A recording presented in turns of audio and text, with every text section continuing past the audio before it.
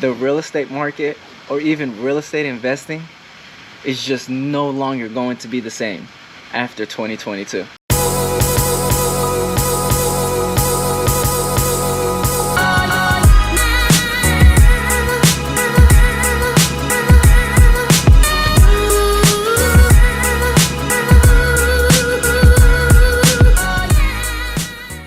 What's up everyone, it's Ronnie Polynice here. If this is your first time on this channel, welcome.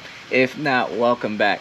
And while I have your attention, make sure to hit the like, subscribe, and the bell so you are notified every time I do a video with you, sharing with you exactly what it's like to live, eat, sleep, play all in Raleigh, North Carolina. And just as much as I enjoy making those videos, I am a licensed realtor here, and I would love to be able to help you relocate, or better yet, explore the area a little bit more. So if you do have a question, you do want to know something specific, that number that's popping up right there, give me a call, shoot me a text, email, day or night, heck, maybe even on the weekends. Always remember, I got your back in this market.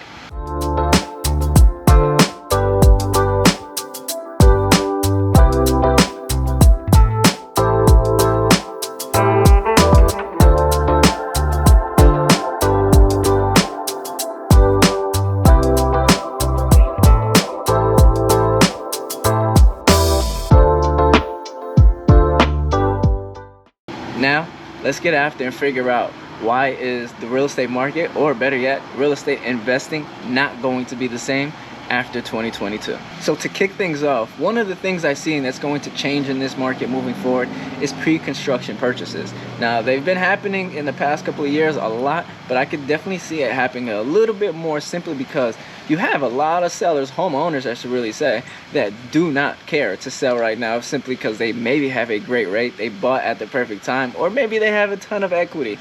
Maybe that won't be the case for too much longer, but anyways, pre-construction purchases being a major thing now because people are going to find themselves in a situation where they may not actually see anything that they like and have no choice but to build. But the one thing that I could see leaving from the situation, of course, there not being that much supply on the market, is the personalized letters to the sellers. I mean, that happened in the beginning of 2020 and that went away really fast, but I think that is, that entire situation, that entire thing of writing a personalized letter to the seller is gone. I don't see it anymore. I don't hear about it anymore. So those of you that want to still write those letters, you are free to do so. Just make sure you are obeying the laws, that the Fair Housing Act laws that do come with it, because you can get yourself and everybody involved in big trouble if you do not follow those rules. In addition to all, of course, we have single family homes that are obviously #1 priorities. Everyone wants the white picket fence, nice garage, 3 bedrooms, 2 baths. You guys, everyone wants that. But I think now with what's going on and everyone, kind of the millennials coming into the market a little bit more, once they're able to get into that market, because a lot of people have been boxed out, right? We're not gonna shy away from that. But I think a little bit smaller homes and condos are actually going to be something that a lot of people are going to be looking into, even the container homes, right? So even those are becoming a little bit more popular. So I think that is going to change the market a bit more because, again, everyone is so used to single family home, garage, picket fence, white picket fence, all that good old stuff. But I think with millennials, just not really caring for all that just now, they may actually verge to renting a little bit longer, or they're just the condos or the smaller homes. And given home affordability has impacted a lot of people, I think now a lot of people understand the myth of a 20% down payment. It is not required. Now, yes, it is probably going to be required if you're on the investing side. But if you're actually looking for your own purchase, your own home purchase, for you to occupy the property, there's a big chance that you do not have to make down a 20%. So let's get that myth out of here and everyone understand that you don't necessarily have to do that. A lot of people, for all you know, they actually get it for 3.5%. You can go ahead and speak to your mortgage lender. Now, if you do not have a mortgage lender, feel free to give me a ring and I'll connect you to my preferred lender. And if you don't know how to reach out to me, that number is popping up right there. There you go. And this is why you reach out, right? Because I'm in the market and I eat, breathe, sleep this thing 24/7. So if you have any questions, any concerns, or anything you want to know in real estate, or better yet, the Raleigh market, give me a ring, give me a call, shoot me a text, email, all that good old stuff.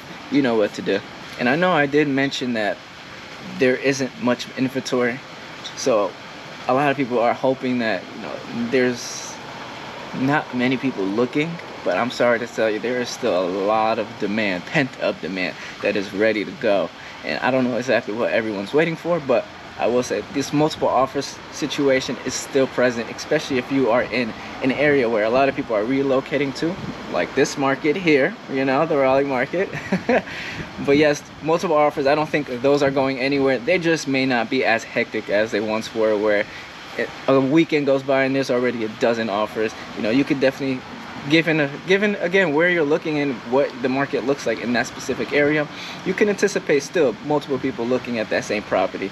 Just make sure you're always being competitive, make sure you put your best foot forward, and put yourself in a position to actually be at that table where it's your offer in comparison to other offers. You know, this one I think many home buyers are going to be excited to hear, but I think the point of appraisal gap coverages are completely gone, because again, you don't have many people offering way over asking price or listing price, and you don't have those individuals having to come out of pocket. I think those days are gone. You know, the market has definitely chilled out a bit, and that is the reason why I could see those appraisal gap coverages, people coming out of pocket, sellers having to figure out in the middle, or sellers are saying, no, you can kick rocks and go find another home.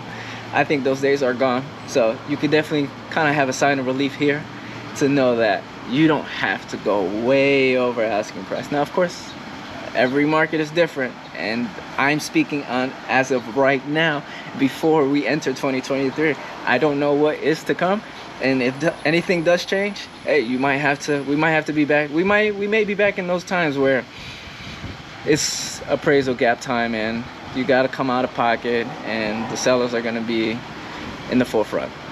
But with even those sellers being in the forefront this year, I think moving forward after 2022 is going to be a lot of price stability that's going on. Everyone is seeing it right now, where the market is kind of chill, cooled down a bit, and that's kind of where we're at right now. So, you know, yes, there probably will still be areas where people are still penting up, where it's just pent up demand and you have very low supply. For that reason, of course, you can anticipate, of course, that price maybe being higher than anticipated. It may not be too stable in that area, because again, we still have that low supply, and that's always going to cause a party, let's just say. And last but not least, I personally think this is not going to be completely gone, but I can see it being gone for the majority of the market, just because everything is slowed down a bit. Everyone is able to, you know, kind of have options, choices, and that's sight unseen offers. I work with a lot of clients that come out of state, and they rely on me to make sure that I'm sharing with them exactly what a property looks, smells, feels like. So I'm doing that through video a lot. Now, of course, those clients here and there, I love it when clients actually come in town to actually preview the property in itself, because that helps with just the entire process. But if you're unable to, you know, I do everything I possibly can to help with that process. But sight unseen offers, sight unseen, just, I think those times are gone. Now, of course, if you have to, you gotta do what you have to do. But there's other ways and there's other avenues of which you can help, you know, ease that pain of having to make a sight unseen offer. Because personally, I don't know how you guys do it, but hey, kudos to you who have ever done a sight unseen offer. Again, I make it my job, my opportunity, my ability to make sure that I can give you as much information as possible, so that you don't have to go in anything with a sight unseen, and you know kind of what to expect, right? But this is what I kind of see the real estate market being after 2022. You know, you have the big hedge funds, the investors, they're all slowing down, and that's going to allow and give a little bit of room for those individuals that can now actually compete and don't have literally as much cash, or, you know, have as much liquidity as those other individuals have. And for whatever reason that they're stopping, hey, this could be an opportunity for you to put your best foot forward and go ahead and strike ahead. Now, if you do have any questions or anything of that nature that you do want to know a little bit more about, whether it's about real estate or the Raleigh market, that number that's popping up right there, make sure to give me a call, shoot me a text, email, day or night, heck, maybe even on the weekends. Always remember, I got your back in this market. Peace out.